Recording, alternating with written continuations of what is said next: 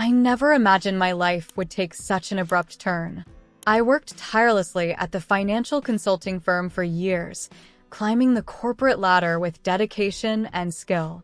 The news of my dismissal came like a punch in the gut, an unprecedented betrayal.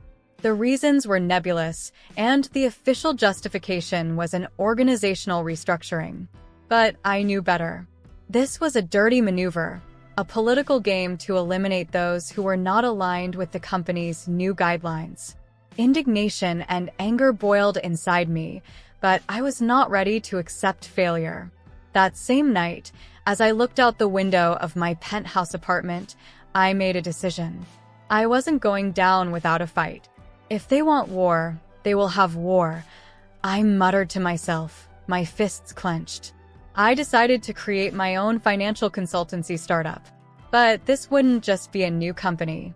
It would be my weapon of revenge. Over the next few weeks, I dove headfirst into planning.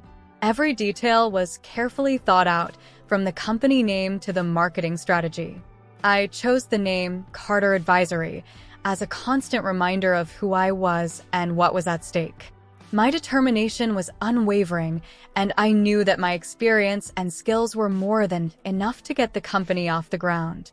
But my real revenge strategy began to unfold when I decided I would steal key clients from the firm that fired me. I started contacting former clients, presenting them with irresistible proposals. Mr. Johnson, can you imagine having the same level of service and dedication, but with a team that truly cares about your success? I said, with a confident smile, during a call with one of the former firm's biggest investors. You have my attention, Ethan. Go ahead, he replied, intrigued. I explained how Carter Advisory could offer more personalized and efficient solutions without the bureaucracy and conflicts of interest he currently faced. Every meeting, every presentation was a small victory. And with each contract signed, I felt a wave of satisfaction. I was striking directly at the heart of the firm that betrayed me. During one of these meetings, I ran into an old colleague, James. He seemed surprised to see me. Ethan, what are you doing here? He asked, visibly uncomfortable. Hi, James. I'm here to talk about opportunities that Carter Advisory can offer. By the way, how are things at the old firm? I replied, knowing full well that he couldn't share details, but hoping that the tension in his face gave me clues. He hesitated for a moment before responding. Things are complicated. Lots of work, you know. I smiled, knowing my strategy was working. I see. Well, if you or anyone you know is interested in a more dedicated and efficient consulting service, you know where to find me. These meetings were more than just business to me. They were battles in a personal war. Each client won was a revenge, a small victory against those who underestimated me. As Carter Advisory grew, I began to feel mixed emotions. The excitement of seeing my company thrive was undeniable, but the anger that drove me also gnawed at me. I knew I was entering a dangerous game, where the line between revenge and integrity was thin. But at that moment, I didn't care. I was determined to show the old firm that they made a mistake in underestimating me. And, above all, he was determined to win. Revenge was sweet, and I was just getting started. From the moment I decided to create my own financial advisory startup, I knew I would need someone I could trust blindly. And who better than my best friend, Ben? He was always by my side in difficult times, and I didn't hesitate to invite him to join me in this new endeavor. Ben readily accepted, and together we began to build what promised to be an empire. However, a few weeks into our partnership, I started to notice strange behavior coming from Ben. He was more reserved, and his frequent departures to take private calls aroused my curiosity. One day I saw a message on his cell phone while he was away. We need to talk about tomorrow's meeting. The company is worried. That made me uneasy. Was Ben in contact with the old firm? I decided to confront him that same night. Ben, we need to talk, I said, trying to control the nervousness that was building inside me. He looked at me, surprised, but nodded. Of course, Ethan.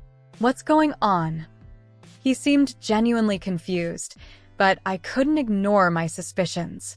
You're keeping in touch with the old firm, aren't you? My voice came out harsher than I intended.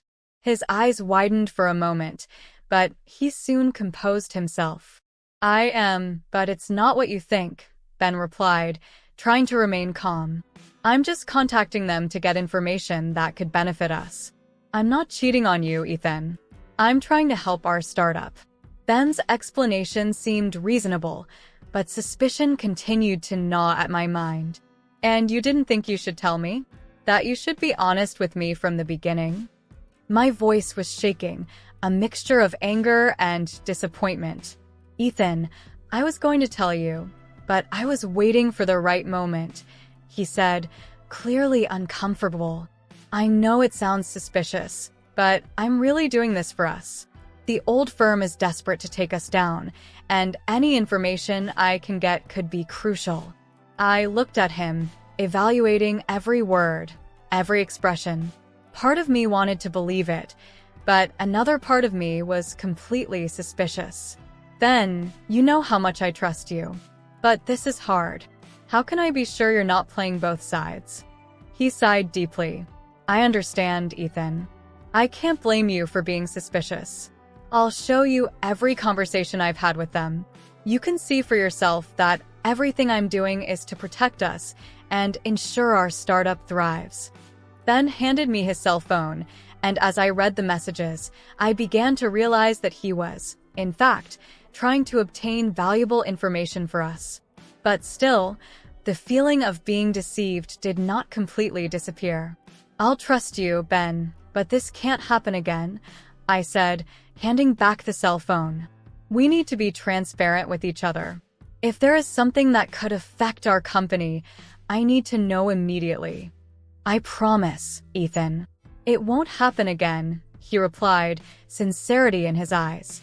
This experience left me with a valuable lesson about loyalty and trust. While I needed Ben by my side, I also needed to ensure that our professional relationship was based on complete transparency. After all, we were playing a dangerous game where betrayals and misplaced loyalties could mean the end of our startup before we even started. With this, we moved forward, more united and aware that open communication would be crucial to face the challenges that lay ahead. I still had a long journey ahead, full of ethical dilemmas and personal conflicts, but one thing was certain: I would always need to be aware of the intentions of those around me, including those closest to me. Closing that million-dollar contract with Richard Hayes Company was, without a doubt, one of the biggest milestones of my newly created financial consultancy startup. I still remember the elation I felt when Richard, with his enigmatic smile, shook my hand and said, "Congratulations, Ethan. This is just the beginning of a promising partnership."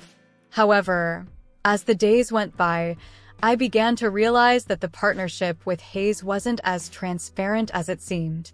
One day, while reviewing some financial reports, I noticed a series of transactions that raised my suspicions. It was clear that something was wrong. Richard's unethical behavior and questionable practices began to become more apparent, and it bothered me deeply. It was then that I decided to have a heart-to-heart with Ben. "Ben, I need to talk to you about something important," he said, trying to remain calm. He looked up from the papers he was analyzing and looked at me curiously. "Of course, Ethan. What happened?" "I'm starting to have serious doubts about Richard Hayes' ethics. There's something about the financial reports that don't make sense. Do you think we should continue this partnership?" I asked, hoping Ben could give me some perspective. Ben took a deep breath before responding. "Ethan, I also noticed some strange things. But we have to think about the company's growth. This contract is crucial for us."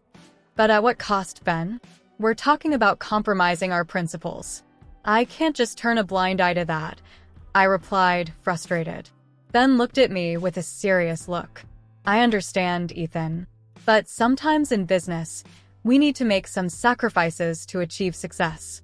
You need to decide what's more important to you, integrity or financial success. Those words stuck in my mind for days. I began to question whether I was truly willing to sacrifice my values for the company's growth. Doubt gnawed at my mind, and the pressure increased every day. One morning, during a meeting with Richard, I decided to confront him. "Richard, I have some concerns about recent transactions. Is there anything you would like to explain to me?" I asked, trying to keep my voice steady. Richard looked at me for a moment before responding. "Ethan, you're starting to sound like those boring accountants. Don't worry about those details. Trust me, everything is under control." But I couldn't just ignore it. "Richard, I can't ignore ethics. If something is wrong, I need to know.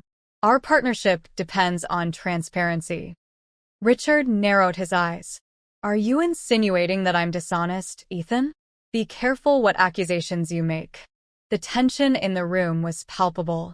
I knew I was treading dangerous ground, but I could no longer ignore my principles.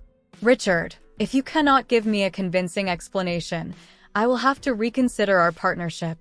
Richard stood up, clearly irritated. "Do whatever you think is best, Ethan. But remember, without this contract, your startup may not survive." That conversation left me disturbed. I went back to the office and spent hours thinking about what I should do. I was caught between the need to ensure the financial success of my company and the desire to keep my integrity intact. That night, I had a long conversation with Olivia, who, despite working for a competitor, was always a good listener. "Olivia, I'm in a dilemma. I don't know if I should continue with Richard Hayes." She looked at me with empathy. "Ethan, sometimes the hardest decisions are the ones that define who we are. You have to decide what's most important to you. And remember, integrity is priceless." These words touched me deeply. The next morning, I called an emergency meeting with my team. "Everyone, I have made a difficult decision. We are breaking the contract with Richard Hayes. I cannot compromise our principles, even if it means losing a great financial opportunity." Ben looked at me in surprise, but after a moment, he nodded in agreement. "You're right, Ethan. We need to maintain our integrity." It was a risky but necessary step. Breaking the contract with Hayes was a huge blow to the company, but it was also a relief to know that I wasn't compromising my values.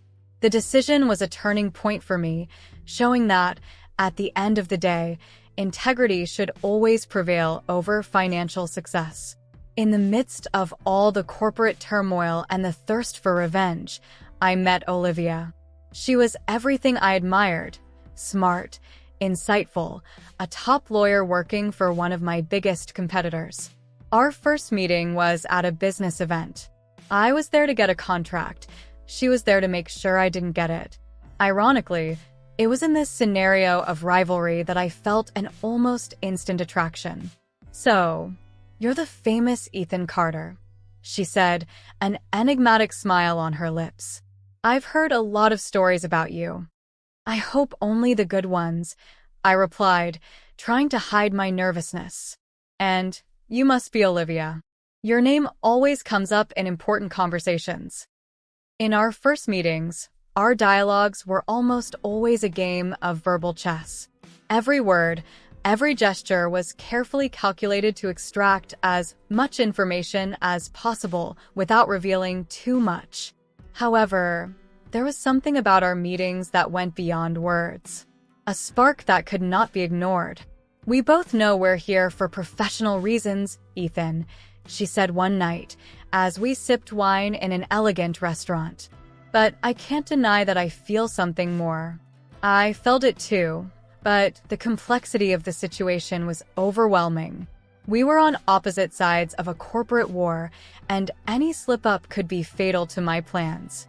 "Olivia, I feel something too," I confessed. "But how can we trust each other? We both have a lot to lose." The relationship turned into a dangerous game of trust and manipulation. There were nights when I wondered if she was using the information we shared to benefit her company. And of course, I wasn't being completely honest either. Each encounter was a delicate dance between genuine desire and calculated strategy. Do you think we're being honest, Olivia? Or are we just playing games with each other? I asked once, in a moment of frankness. She sighed and looked at the horizon. I'd like to believe there's more than just strategic moves between us, Ethan. But the truth is, I no longer know what's real and what's not. This dilemma was eating me up inside. I knew I needed to decide if my feelings for Olivia were genuine or if she was just a pawn in my revenge game. There were times when I wanted to give up everything just to be with her honestly and truthfully. But the specter of betrayal and distrust always hovered over us. During one particularly intense night, where the tension between our feelings and our corporate loyalties came to a head, Olivia looked me in the eye and said, "Ethan, we need to decide what we really want. I can't keep living in this uncertainty." I took a deep breath, feeling the weight of his words. "I know, Olivia. I can't take this anymore either. But how can we be honest with each other when our careers and our lives are at stake?" She was silent for a moment before answering. Maybe the answer lies in risking everything for something true, putting aside manipulations and truly trusting each other. This conversation left me at an emotional crossroads. I knew that trusting Olivia could mean giving up my revenge and risking everything I had built. But I also knew that continuing this game of manipulation could destroy any chance of a real relationship between us. From that point on, every step he took with Olivia was a deeper dive into a sea of uncertainty. I needed to decide if I was willing to risk my revenge in the name of love, or if the thirst for justice was stronger than my feelings for her. This internal struggle between heart and reason would become one of the biggest challenges of my life. With each passing day, the pressure at work increased. I found myself increasingly immersed in meetings, contracts, and strategies to make my startup grow. However, this obsession with success began to take its toll on my personal life. My daughter, Emily, a 15-year-old teenager, began to feel my absence acutely. "Dad, will you be able to come to my dance recital on Friday?" she asked one night while I was engrossed in a financial report. "Sure, Emily, I'll try. But you know the company is going through a crucial time," I said, without looking away from the computer. Emily sighed and left my office, clearly disappointed. At that moment, I didn't realize how much I was hurting my daughter. I was so focused on my revenge and the company's success that I neglected what really mattered. The days turned into weeks, and my absence from home became more frequent. Emily began to withdraw into herself, avoiding conversations and isolating herself in her room. This worried me, but still, I couldn't tear myself away from work. One Saturday afternoon, as I was reviewing more documents, my ex-wife, Sarah, called me. She was visibly angry. "Ethan, do you have any idea what you're doing with Emily? She's pulling away from you and becoming more and more rebellious. You need to be present in her life," Sarah said, her voice thick with frustration. "I know, Sarah. It's just that it's an important moment for the company. I promise things will get better soon," I replied, trying to calm her down. "I don't know if Emily will wait all this time," she said before hanging up. This conversation kept resonating in my head. I began to realize that I was losing something much more valuable than any million-dollar contract: my relationship with my daughter. I decided I needed to do something about it. Over the next week, I made a conscious effort to spend more time with Emily. I tried to talk to her, but she was reluctant. I knew I needed a different approach. One day, I came home early and knocked on Emily's bedroom door. "Emily, can I come in?" I asked hesitantly. She opened the door and looked at me, her eyes reflecting a mix of hurt and hope. "Of course, Dad," she said with a sigh. I sat on the edge of her bed, trying to find the right words. "I know I've been absent and that it's hurt you. I'm really sorry. I want to be more present in your life. Can we start over? I asked, looking her in the eyes. Emily was silent for a few moments, reflecting on what I had said. I just want you to be here, Dad. I want you to see my achievements and share my moments. Is that too much to ask? She said, her voice breaking. No, it's not too much to ask. I promise I'll make a real effort to be more present. We'll start with your recital on Friday. I'll be there without fail, I assured. That Friday, I put work aside and went to Emily's recital. When she took the stage, I felt a rush of pride and regret. I realized how much I had missed by being so focused on revenge and financial success. After the recital, Emily ran up to me, a wide smile on her face. You came, she exclaimed, hugging me. I wouldn't miss it for anything, I replied, holding her tight. From that moment on, I made a commitment to better balance my life. The relationship with Emily began to gradually improve, and I realized that true success was not just in the numbers or contracts, but in the precious moments with my daughter. This experience opened my eyes to what really mattered. Yes, I wanted my startup to be successful, but not at the cost of my family. I learned that true victory is finding a work-life balance, and reconciling with Emily was the first step on that journey.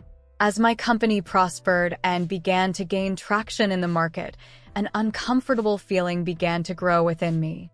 The quest for revenge that had initially seemed so justifiable was now beginning to erode my most fundamental values.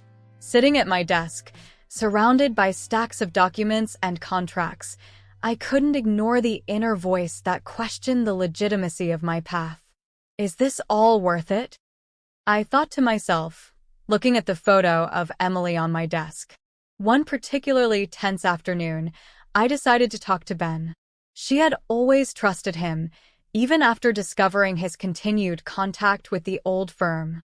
Ben, we need to talk, he said, trying to keep his voice steady. Of course, Ethan. What's wrong with you? He replied, with his usual calmness. Lately, I've been wondering if we're doing the right thing. Are we straying from our principles? I asked, hoping for an answer that would ease my conscience. Ethan, I understand your concern, but it's important to remember why we started this. The injustice you suffered cannot be forgotten, Ben replied, trying to justify our actions. But how far are we willing to go? Are we becoming what we fight against? I replied, feeling the tension rising. Ben looked at me seriously. You need to decide what's more important to you, Ethan. Revenge or integrity? That conversation left an even greater weight on my shoulders. I left the office and went home early, something I rarely did. Emily was in the living room, studying. When he saw me, he looked up in surprise. Daddy, you're home early. Did something happen? She asked, with a mixture of curiosity and concern. I needed some time to think, Emily. I want to talk to you, I said, sitting down next to her. She closed the book and looked me in the eyes. About what? About the company, about everything that's going on. I feel like I'm missing something important in this race for revenge. And I think it's pushing us apart, I confessed, feeling a lump in my throat. Emily sighed, seeming to understand the weight of my words. I miss you too, Daddy. But I know you're doing what you think is right. Those simple words, but full of wisdom, gave me a clarity that I hadn't found in a long time. I realized that my daughter, with all her innocence, understood something that I had forgotten, the value of simple and true things. The next day, I returned to the office with a new perspective. I called a meeting with the entire team. Guys, we need to reevaluate our priorities. Revenge cannot be our only goal. We need to remember why we are here and what really matters to us as individuals and as an organization, he said, trying to inspire a new sense of purpose. Ben looked at me with a mix of pride and concern. Ethan, are you sure about this?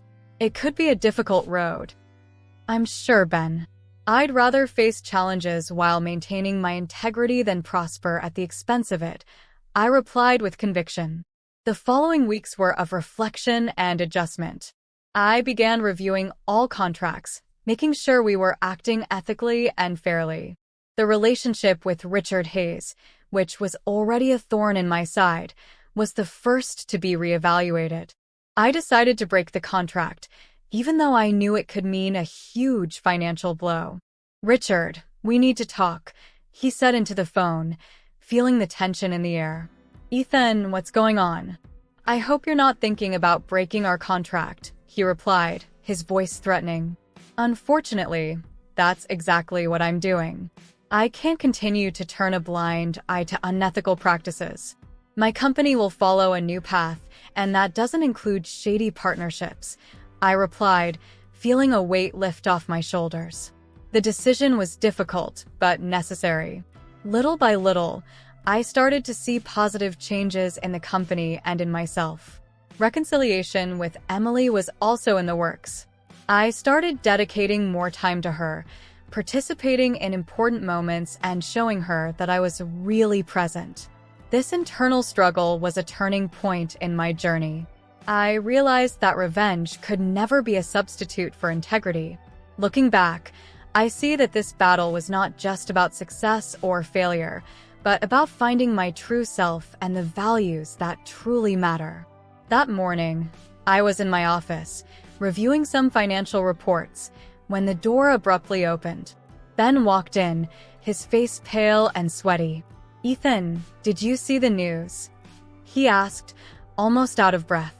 I frowned, looking up from the monitor. "No, what happened?" He threw a newspaper on my table. The headline in bold letters read, "Businessman Richard Hayes embroiled in corruption scandal." My heart raced. Richard Hayes was one of our biggest customers, responsible for a substantial portion of our startup's revenue. This is serious. The media is falling all over him and, by extension, all over us, Ben said, with a worried expression. I sat back in my chair, trying to process the information. "This sucks. We need to act quickly." Ben nodded, but I could see the uncertainty in his eyes. "What are we going to do, Ethan? If we stand by him, our reputation will go down the drain. But if we break the contract, we'll lose a millionaire client." I knew he was right. The situation was delicate. We needed a strategy that would preserve our integrity without compromising the company's financial stability. "We're going to need an emergency meeting with the entire communications and legal team. We need to formulate an official response as quickly as possible," I decided. Hours later, our meeting room was packed. Olivia, our lawyer, was among those present. I knew she had a special interest in how we would handle the situation, given her involvement with us and the competing firm. "We need to take a public stance," Olivia began. "If we stay silent, people will assume we're trying to cover something up." "I agree," Ben said. "But how can you do this without losing your contract?" I leaned forward, looking at each of my classmates. "We cannot sacrifice our values for money. If we try to cover it up, we are complicit. We need to publicly break with Hayes." The room fell silent. Everyone knew what this decision could mean for the startup. "Ethan, this could bankrupt us," said one of our financial analysts. "I know," I replied, "but we have to think long-term. Our integrity is worth more than any contract. If we are seen as a company that stands by its principles, it will attract customers who value ethics." Olivia nodded, looking relieved. "I think it's the right decision. I can draft an official statement and prepare our legal defense against any repercussions." We spent hours discussing the details, formulating each word carefully. When we finally released the press release, the response was immediate. Some customers praised our stance, while others expressed concerns about our company's viability. The next few weeks were a real test of endurance. The media continued to investigate our connection to Hayes, and each day brought new headlines and speculation. I spent sleepless nights, worried about the future of the company and the possibility of everything falling apart. One afternoon, while reviewing yet another crisis report, I received an unexpected call. It was Richard Hayes. "Ethan, I need to talk to you," he said, his voice tense. "I don't think we have anything more to discuss, Richard," I replied coldly. "Please listen to me. I know I made mistakes, but you don't have to destroy your company because of me. We can find a solution that benefits both of us. Richard, our decision has been made. We cannot associate ourselves with unethical practices. It goes against everything we stand for." He was silent for a moment. "You are a man of integrity, Ethan. I respect that. I hope that one day we can work together again, under different circumstances." I hung up, feeling a mix of relief and sadness. I knew I had done the right thing, but the cost was high. I looked out my office window, reflecting on the path I had chosen. Revenge had lost its appeal, and integrity became my guiding light. As the media storm began to subside, I realized our company was stronger than ever. The crisis had tested us, but it had also solidified us as a principled entity. And that, in the end, was the greatest victory I could achieve. I knew the moment to face Olivia would come sooner or later, but nothing could have prepared me for the intensity of the situation. We were in my office, the tension almost palpable in the air. Olivia entered, with an expression that mixed frustration and disappointment. I knew she had found out about my involvement with Richard Hayes. "Ethan, we need to talk," she began, trying to keep her voice steady. "Of course, Olivia. Sit down," I replied, trying to stay calm as my heart raced. "I know about the Hayes scandal. The media is all over it, and my firm is considering using it against you and your company," she said bluntly. I looked directly into his eyes, trying to gauge his feelings. "What about you, Olivia? What do you want to do?" I asked, knowing that her answer could change everything. She hesitated for a moment, looking away. I'm torn, Ethan. On the one hand, my career is at stake. If I expose you, I might stand out in my firm. But on the other hand, I care about you. I don't want to destroy you.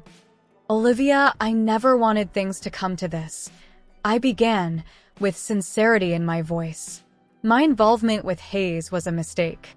A mistake I'm willing to correct, but I need your help. I need to know if I can count on you. She looked at me, her eyes shining with a mix of emotions. Ethan, if I help you cover this up, I'll be risking everything I've built. What if I get found out? My career, my reputation, everything could be ruined. I know, Olivia. And I'm not asking you to do this for me.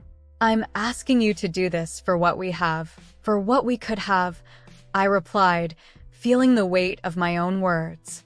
If you decide to help me, I promise I will do everything I can to resolve this in the most ethical way possible. I want to make things right, not just for me, but for us. She sighed, clearly struggling with the decision. I don't know, Ethan. I need time to think. I understand, I said, trying to hide my anxiety. But know that whatever you decide, I understand. I just want you to know that my feelings for you are real. This was never just a strategy. She slowly stood up, looking more confused than ever. I need to go. I need time to process all of this. Of course, Olivia. I'll be here, waiting for your decision, I replied, trying to offer a reassuring smile. After she left, I was alone in the office, reflecting on the situation. It was clear that my actions had consequences, and that now, more than ever, I needed to be honest and transparent. I knew that regardless of Olivia's decision, I would have to face the scandal head-on. Days passed, and the tension only increased. Olivia was not giving clear signs of her decision, and the media continued to explore the Hayes scandal. Finally, one day, she appeared in my office again, with a determined expression. Ethan, I've thought about this a lot, he began bluntly. I've decided I'm going to help you, but on one condition. Anything, Olivia. I replied quickly, relieved that she was willing to give it a chance. We need to be completely transparent from now on. No more secrets, no more manipulations. If we're going to face this together, it needs to be honest. I completely agree, I said, feeling a huge weight lift off my shoulders. From now on, there will be no more secrets between us. She smiled, a smile I hadn't seen in a long time. So, let's get to work on it. We have a lot to do. From that moment on, I knew that my relationship with Olivia was entering a new phase, a phase based on trust and honesty. And no matter what happened with my company, I felt like I was on the right path to regaining not only my integrity, but also the person I truly loved. The decision to reconnect with Emily wasn't easy, but it was the only option that made sense given everything I was going through. Over the past few months, my obsession with revenge and the startup's success had taken me away from her, and I knew I was about to lose something much more valuable than any million-dollar contract. "Dad, are you coming today?" Emily asked into the phone, her voice filled with a mixture of hope and skepticism. It was the night of her theater performance, and I had failed to attend important events before. "Yes, Em. I promise I'll be there," I replied with conviction, trying to convey the seriousness I felt. I knew she had every reason to doubt me, but this time I wouldn't let her down. Arriving at the theater and seeing her on stage was a moment of revelation. As I watched, I realized how much I had lost by wallowing in work and revenge. Here was my daughter, shining and growing, and I wasn't there to support her.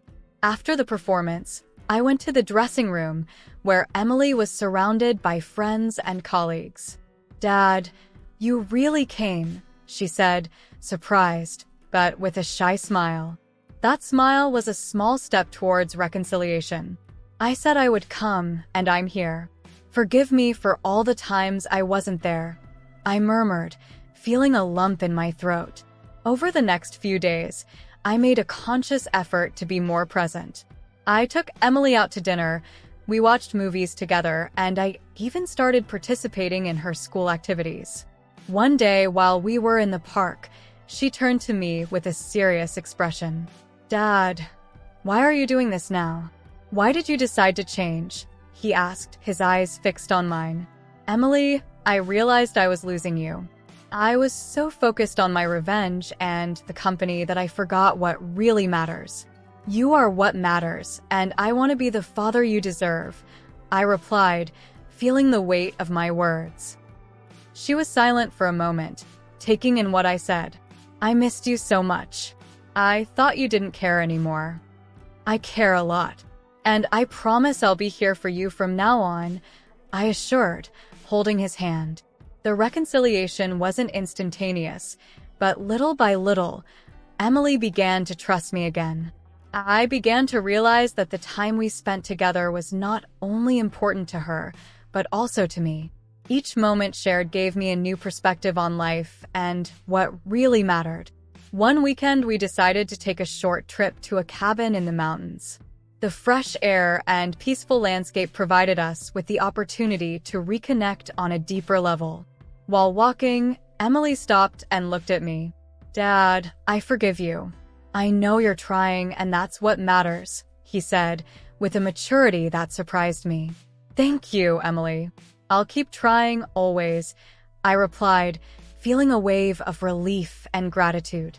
This reconciliation with Emily not only healed a part of me that was hurt, but it also gave me clarity about what I truly wanted for the future.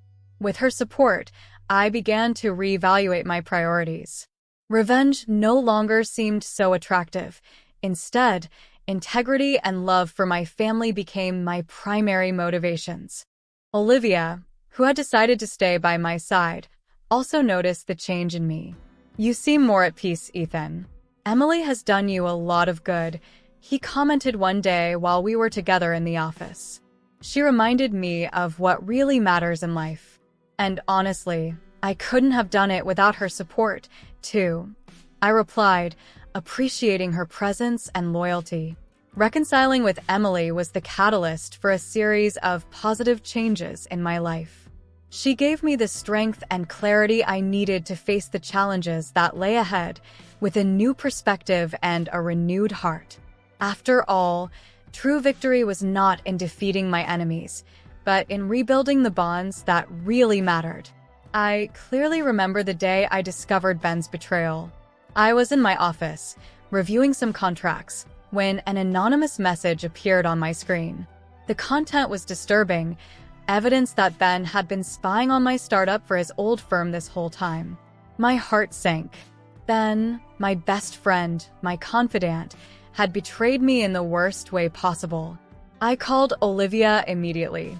I needed someone I could trust, and at that moment, I realized that she was the only person who was truly by my side. She arrived at my office in less than half an hour, bringing with her a calm and resolute presence. "Ethan, what happened?" she asked, seeing my troubled expression. "Olivia, I found out that Ben has been spying for the old firm the whole time," I replied, trying to keep my voice steady. "We have proof. He betrayed us." She was silent for a moment, absorbing the information. "Ethan, this is serious. But we can use this to our advantage. We have to be strategic." I agreed. I knew I needed to act quickly, but intelligently.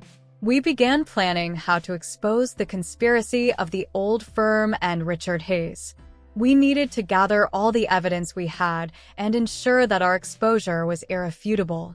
We decided to call a press conference. On the appointed day, I was nervous but determined. Olivia was by my side, offering support. When the room filled with journalists and cameras, I took a deep breath and began to speak. "Ladies and gentlemen, thank you for being here today. I have an important statement to make." I began. In recent months, my financial consulting startup was the target of a conspiracy. I discovered that my former best friend, Ben, was spying on our company for the firm that wrongfully fired me. The journalists began to murmur, and I continued. Furthermore, our connection with Richard Hayes' company was compromised. Hayes was involved in illegal practices, and when the truth came to light, we decided to take a stand. Today, I present irrefutable evidence of this conspiracy. Olivia then displayed the documents and recordings we had collected. The room exploded with questions and camera flashes. It was controlled chaos, and I knew we had done it. The old firm and Richard Hayes were publicly exposed. Justice was finally being served. After the press conference, Olivia and I returned to my office. We were exhausted, but there was a feeling of relief and triumph in the air. "You did the right thing, Ethan," Olivia said, smiling. "This wasn't just about revenge. It was about justice." I smiled back, feeling a weight lift off my shoulders. "You're right, Olivia. And more than that, it was about reclaiming my values and my integrity." In the days that followed, Hayes' former firm and company faced a wave of investigations and lawsuits. Both went bankrupt, and their top executives, including Hayes, ended up in prison. The media painted me as a hero, someone who had the courage to stand up to corruption and injustice. But the biggest victory of all was personal. Emily, my daughter, finally saw in me the father she always wanted. I started dedicating more time to her, and our relationship began to blossom again. She hugged me one day and said, "Dad, I'm proud of you." Those words meant more to me than any recognition or professional success. My revenge journey led me on a path of self-discovery and redemption. I learned that true triumph is not just in destroying your enemies, but in rebuilding yourself and your relationships. Olivia and I remained together, not as the dangerous game that began, but as true partners, both in our professional and personal lives. I found a balance between justice, success, and integrity, and realized that revenge was just the catalyst for something much bigger. Finally, I was at peace.